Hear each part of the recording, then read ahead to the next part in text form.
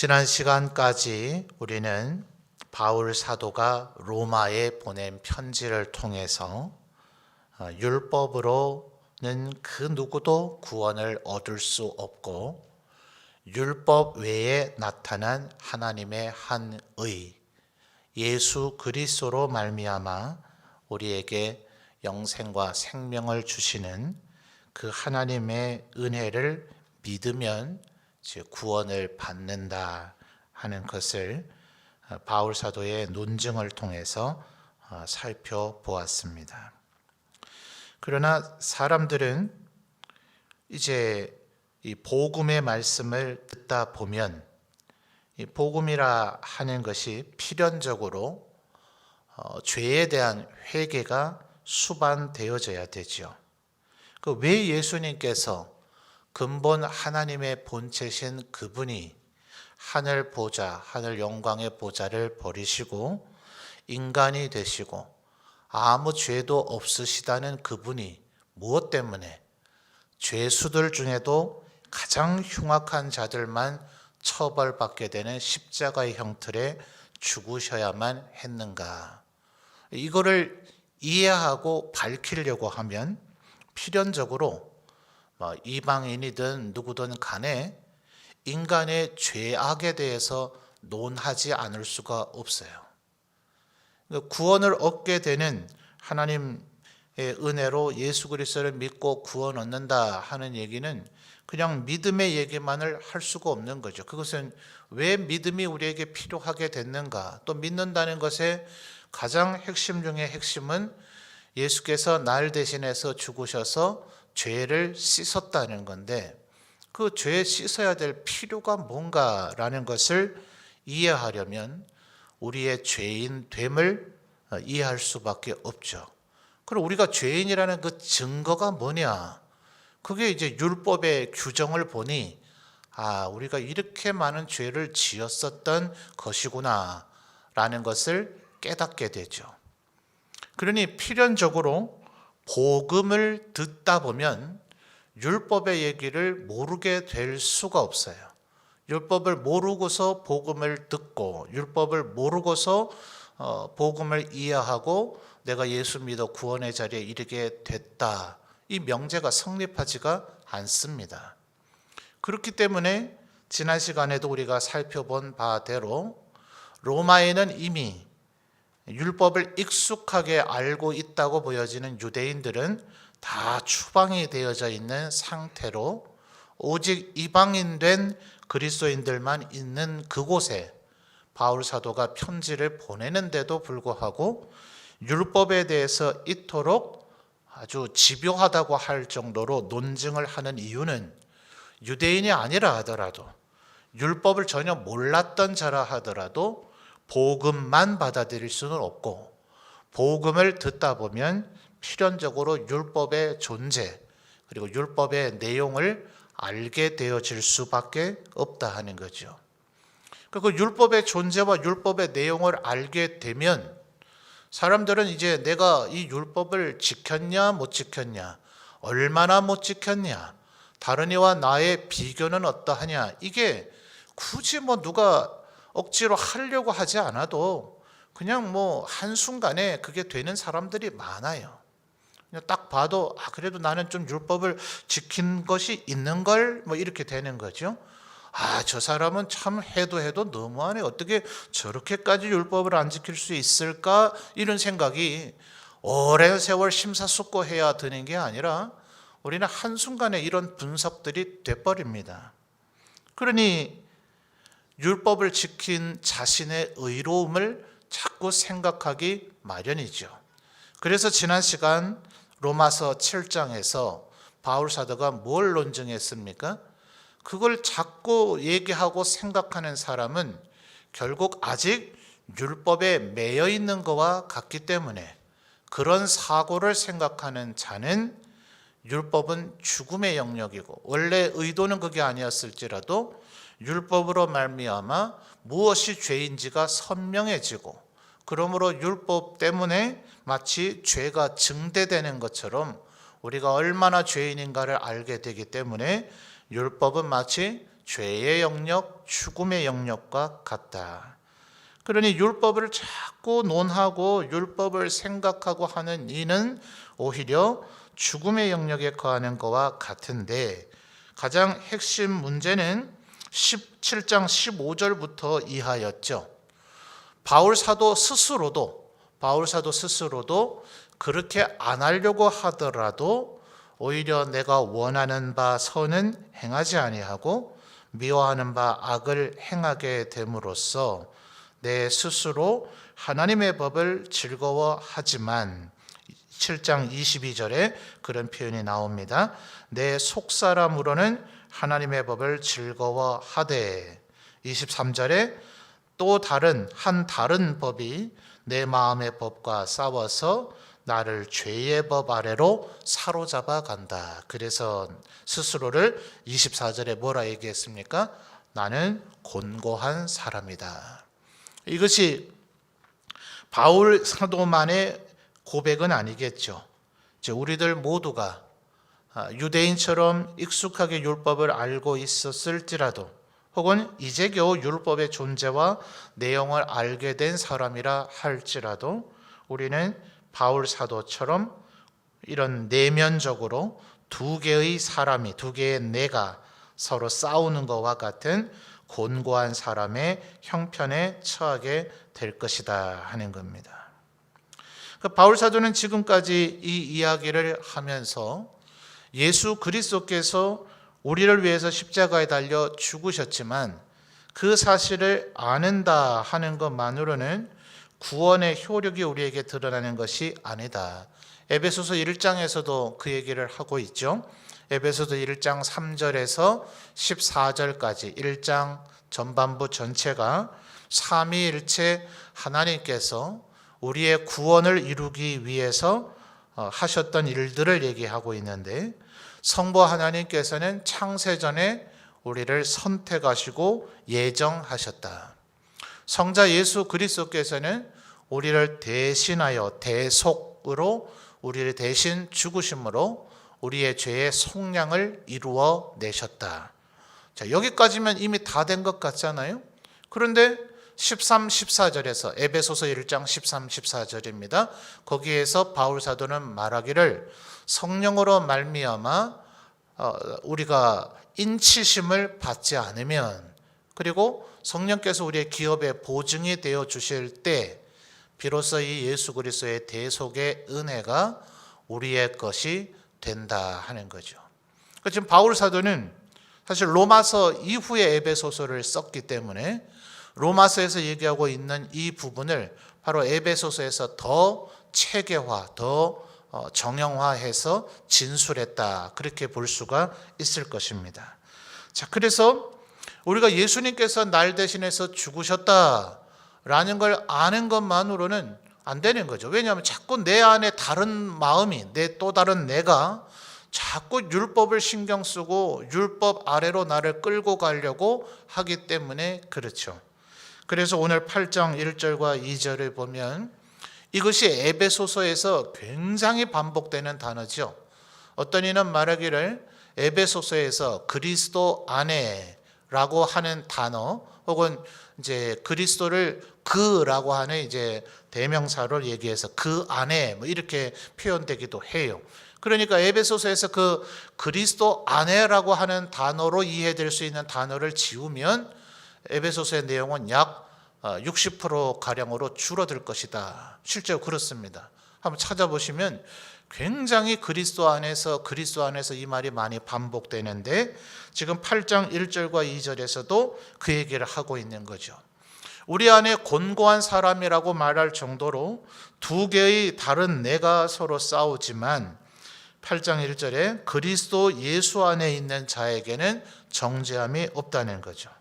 자, 이게 바로 예수님께서 요한복음 15장에서 내 아버지는 농부요 나는 포도나무요 너희는 가지니 너희가 내 안에 그리고 내가 너희 안에 라고 말씀하신 것에 대한 의미이다. 신학자들이 그렇게 이야기를 합니다.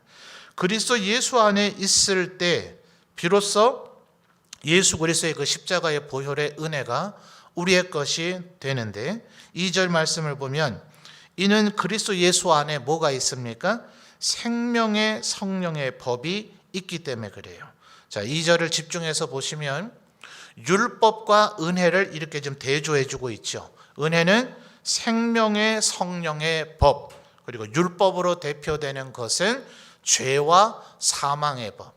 자, 율법을 계속해서 생각하면 생각할수록 내가 율법을 지켜내지 못했다. 그러므로 내가 죄인이다. 그러니 나는 죽고 멸망할 자이구나. 라는 것만 깨닫고 자꾸 생각나게 되어지죠. 그러니 율법은 죄와 사망의 법이라 말할 수가 있는 겁니다. 그런데 예수 그리스도를 생각하면 그분이 나를 용서하셨다. 날 대신 죽으셨다. 내 모든 죄를 대속해 주셨다. 내가 한 것은 전혀 없으나 예수님을 믿는 그 믿음조차도 하나님께서 선물로 주심으로, 그러니 그걸 은혜라고밖에 부를 수가 없는데 그것을 통해서 내가 생명을 얻게 됐다라는 것을 깨닫게 되니 그것을 생명의 성령의 법이라 말함이 타당하지 않습니까? 자, 그런데 이것이 무엇을 통해 이루어지는가? 자, 좀 건너가서 보죠. 9절 말씀부터를 보시면 성령님에 대해서 3번, 4번 이렇게 묘사를 해줍니다. 자, 9절 보십시오. 만일 너희 속에 누가요? 하나님의 영이 거하시면 너희가 육신에 있지 않고 영에 있게 된다는 거죠. 자, 영에 있어야 우리가 생명의 성령의 법이죠. 성령님은 영이세요. 그러니까 조금 왔다 갔다 해서 죄송합니다만 7장 6절을 거슬러 가보죠. 7장 6절에 지난 시간에 우리가 살펴볼 때에 우리 안에서 이 두 다른 법이 싸우는데 우리가 율법에 사로잡히면 안 되고, 7장 6절 이제는 우리가 얽매였던 것에 대하여 죽었으므로 율법에서 벗어났으니, 율법에서 벗어났죠. 이러므로 우리가 뭐가 나옵니까? 영의 새로운 것으로 섬길 것이요. 이 영, 여기서 말하는 영이 바로 지금 성령님을 줄여서 지금 얘기하고 있는 것이거든요. 그러니까 우리가 영에 속하려고 하면, 자, 오늘 8장 9절에 다시 보십시오. 8장 9절을 보니 만일 너희 속에 누가 거하시면요, 하나님의 영이 거하시면 너희가 육신에 있지 아니하고 어디에 있어요? 영에 있나니. 그러니까 영에 있으니까 영의 새로운 것으로 섬기는 길이 열리는 거죠. 그러니까 우리 안에 누가 계셔야 돼요? 성령님께서 계셔야 됩니다. 자, 9절 하반절에서도 바로 이어서 영이 있나니 누구든지, 이번에는 하나님의 영이라고 표현하지 않고 뭐라 표현합니까? 그리스도의 영이 없으면 그리스도의 사람이 아니라.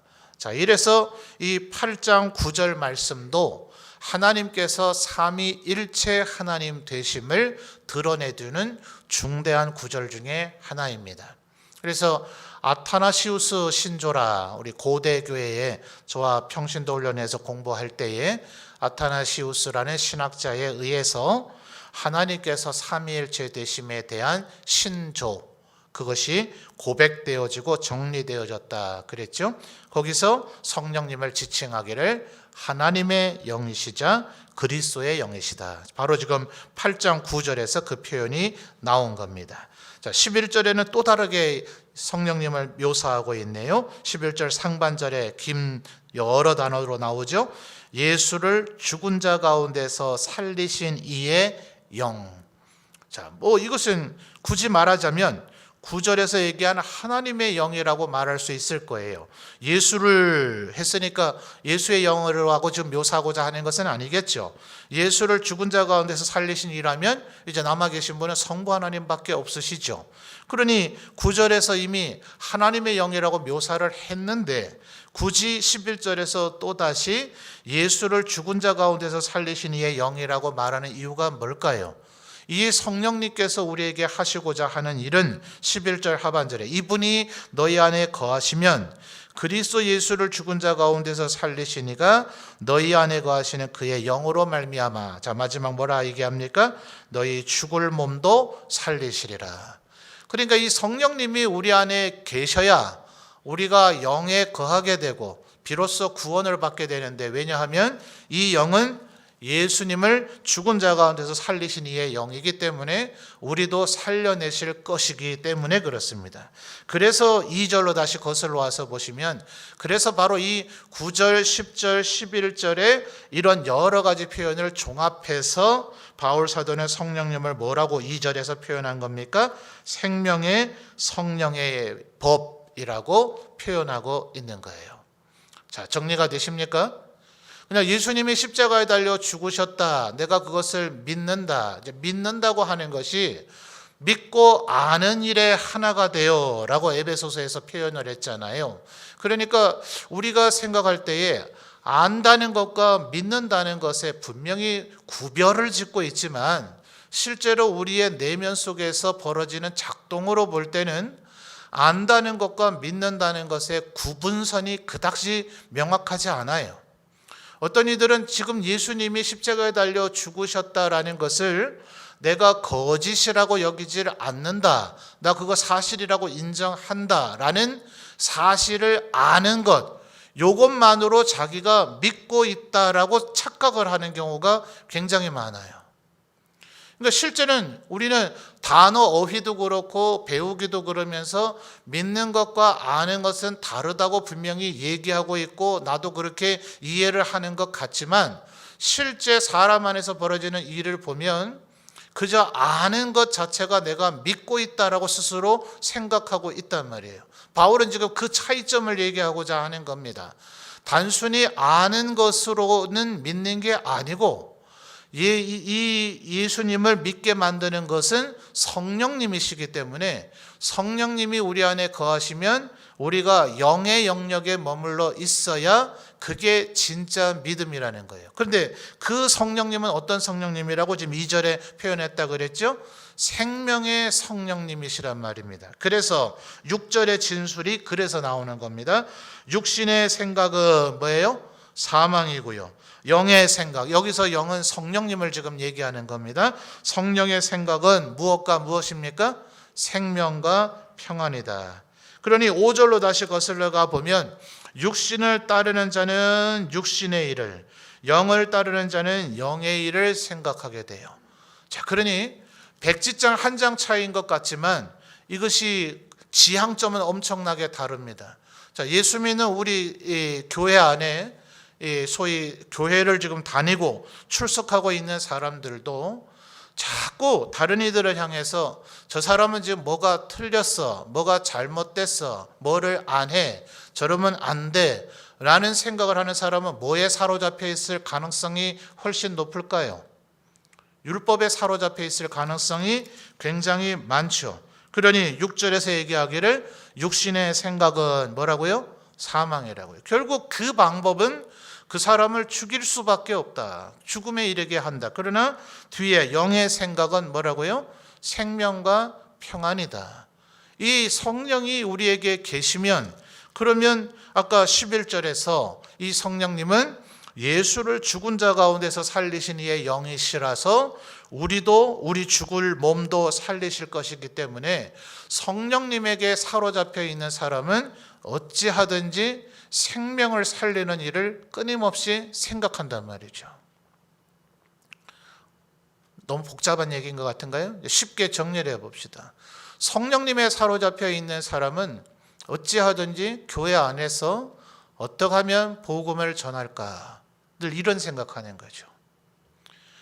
복음을 전하는 과정 속에서 이렇게 하면 안 돼, 이건 안 돼, 이건 해서는 안 될 일이야, 이런 생각 잘 안 해요. 근데 우리 교단이 보수 신학을 고수하는 건 참 좋은데 안 되는 게 너무 많아요. 예수님께서 오셔서 과연 우리 교단을 바리새적이라고 비난하지는 않으실까, 혼내지는 않으실까? 과연 우리가 생명의 성령의 법에 따라 영혼 구원을 얻고자 하는 일에 최선을 다하고 있는가?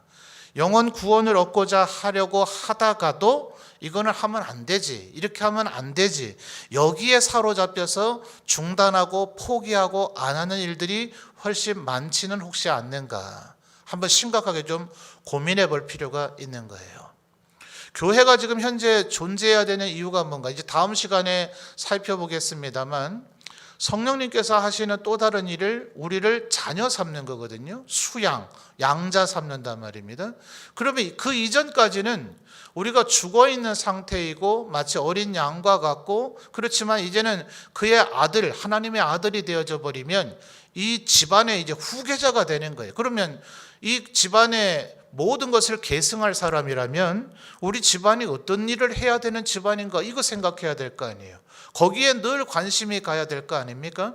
그러니 하나님께서 친아들, 외아들인 예수님을 죽이면서까지라도 하고자 하셨던 일이 뭔가? 죽어있는 영혼을 살리고자 했던 일이잖아요.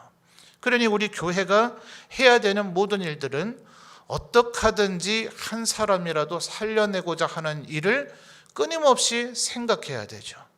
자, 누군가 지금 길 잃은 양처럼 죽어가고 있다면, 누군가가 지금 하나님의 은혜에서 점점 벗어나는 것과 같다면, 그의 신앙이 조금 시들어져 가고 그의 영혼이 조금 병들어 가고 있는 것 같다면, 영에 사로잡혀 있는 사람, 성령이 그 안에 계시는 사람, 곤고한 사람에서 이제는 벗어나 성령의 그 자신의 모든 것을 의탁하고 있는 사람이라면 6절에 뭐라 했다고요? 영의 생각은 생명과 평안이다. 그러니까 끊임없이 어떻게 하면 이 생명을 더 극대화시킬 것인가, 율법에 대해서 금지되어지는 조항, 금기시, 여기에 마음이 가 있질 않아요. 그거 물론 중요하죠. 사실 생명을 살리는 방법이 그렇게 율법을 거스르고 율법을 그렇게 범하면서 그런 일들을 하겠어요. 그러니까 바울 사도는 굳이 그렇게 하려고 안 해도 그의 삶에서 우리가 흠잡을 바가 없죠. 분명히 그는 율법은 할례조차도 필요가 없는 것이다. 할례 받은 자는 그냥 할례 받은 대로 예수 믿으면 될 일이지만, 아직 할례 받지 않은 자가 굳이 구원 얻기 위해서 할례를 받아야 할 이유가 없다, 이렇게 얘기를 하나? 그에게서 율법을 거스르고 율법을 범했다 말할 수 있는 것이 있습니까? 없죠. 생명을 살리는 일에 집중하는 것은 절대로 율법과 충돌되거나 율법에 모순되지 않는다. 그러나 그의 마음은, 그의 지향점은, 그의 관심사는 어떻게 하든지 생명을 살려내는 일에 마음이 가 있다 하는 거죠. 또 이어지는 6절의 마지막 단어 뭡니까? 영의 생각은 생명과 평안이다. 이 평안을 어떻게 하든지 이루려고 애를 써야 되는 거죠. 살다 보면 참 세상에 악한 사람도 참 많고, 교회 안에서 사역을 하다 보면 서로 갈등이 생겨지기도 하고 마음에 안 드는 사람도 생겨지기도 합니다. 생명의 성령이 그에게서 떠나가면 마치 사울이 다윗을 그렇게 대했던 것처럼 단창을 들어 죽이고자 하죠.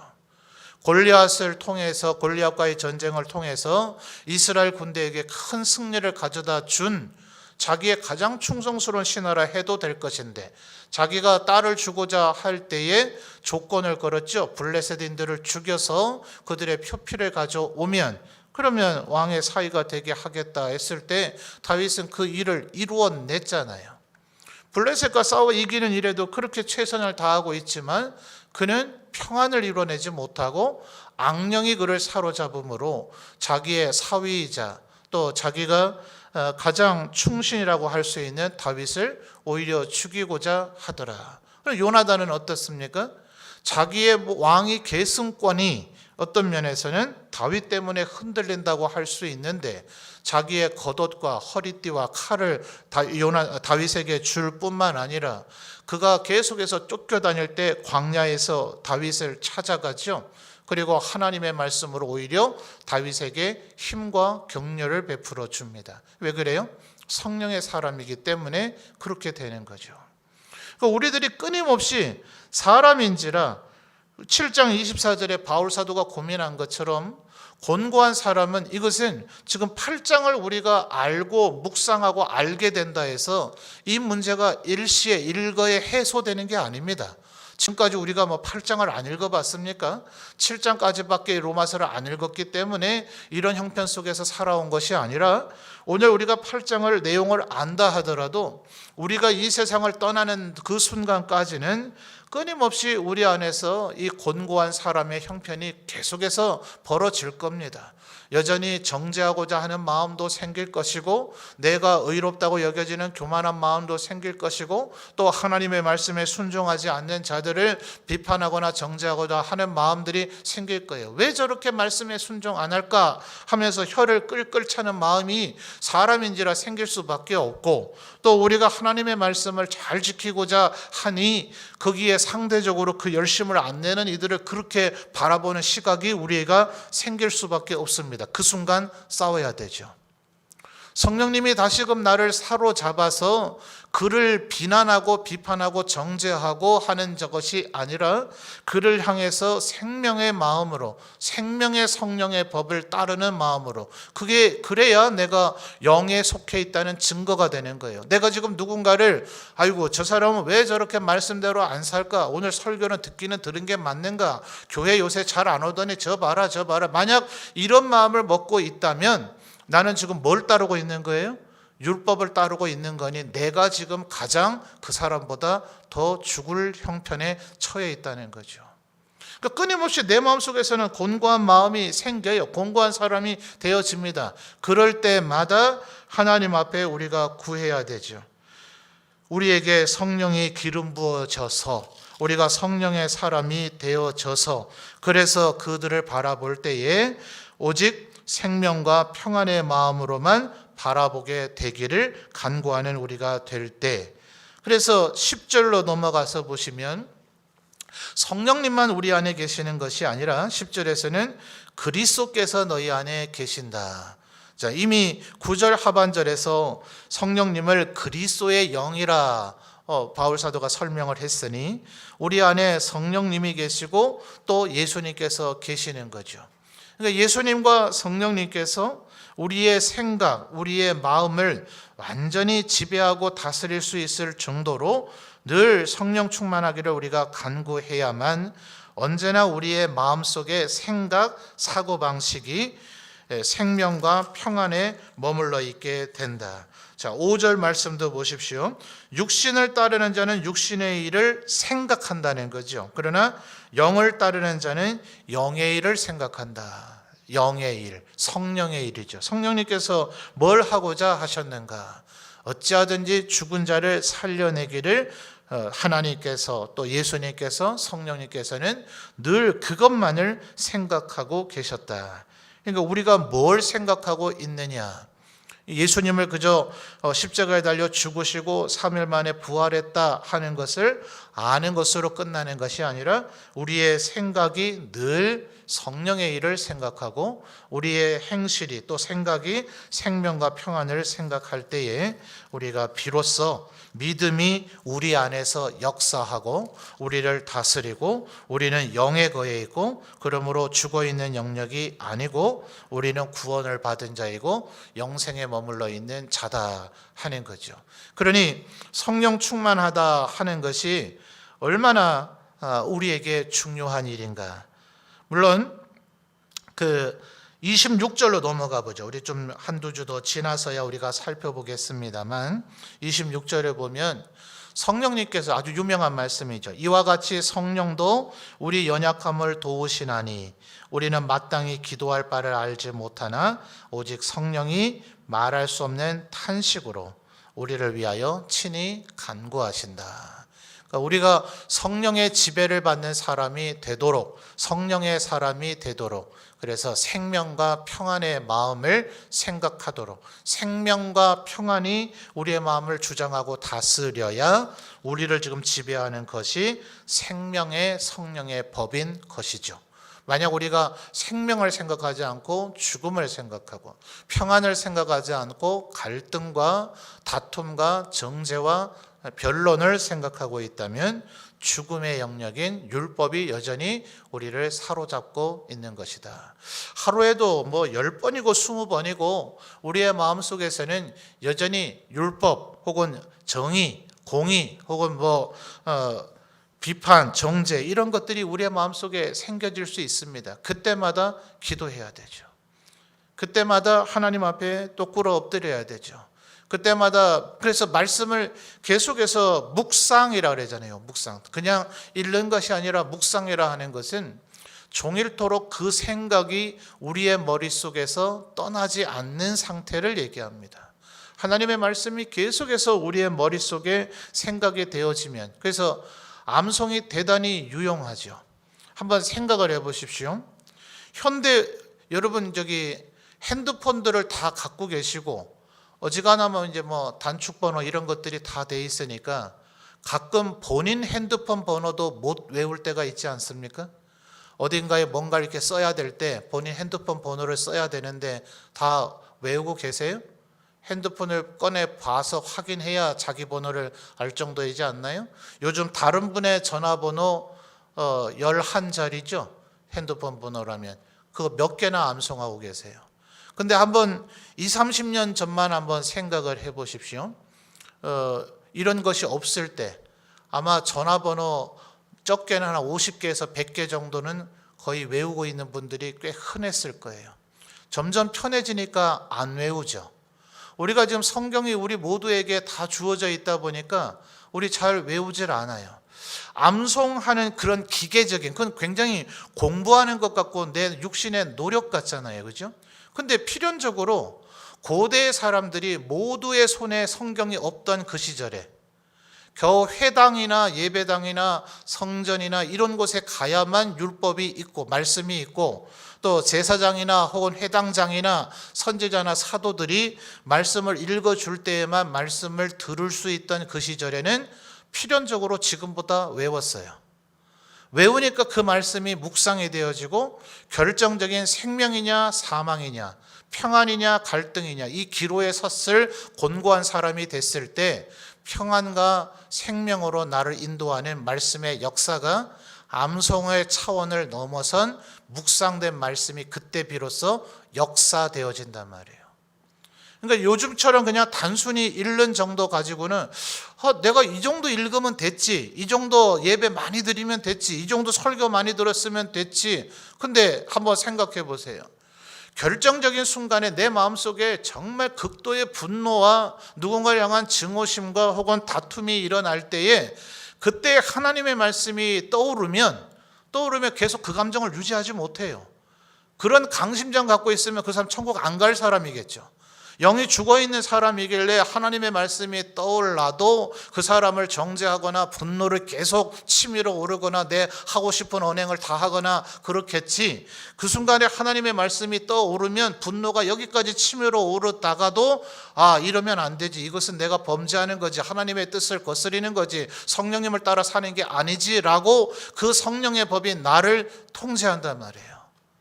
그러니까 그 정도까지 되도록, 그래서 바울 사도가 에베소서에서는 믿고 아는 일이 하나가 되어 온전한 사람이 된다고 말하는 이유가 거기에 있는 겁니다. 온전한 믿음이 과연 알미라 하는 것과 분리되어질 수 있는가? 그러니 신약성경 여러 곳에서 예수 그리스도를 힘써 알아가라고 얘기하고 있잖아요. 그러니 여러분, 믿음이 과연 그런 것인가? 성령의 은혜가 과연 그런 것인가? 예, 그런 것입니다. 말씀을 더 부지런히 읽으십시오. 그러니 시편 1편에서 뭐라 그래요? 복 있는 사람은 여호와의 율법을, 그다음 뭐예요? 주야로 묵상하는 자로다. 주야로 묵상하시는 우리 성도님들 되시기를 바랍니다. 그러면 내가 성령의 사람이구나, 내가 생명의 성령의 법이 나를 다스리고 있구나, 나는 성령의 일을 늘 생각하는구나, 내 생각은 생명과 평안에 머물러 있구나 하는 우리 스스로를 발견하게 될 것입니다. 날마다 생명과 평안의 영역에 머물러 있어서 성령의 사람으로 믿음 가지고 하나님 앞에 영광 돌리며 그 은혜를 누리며 살아가시는 우리 모든 성도들이 되시기를 바랍니다.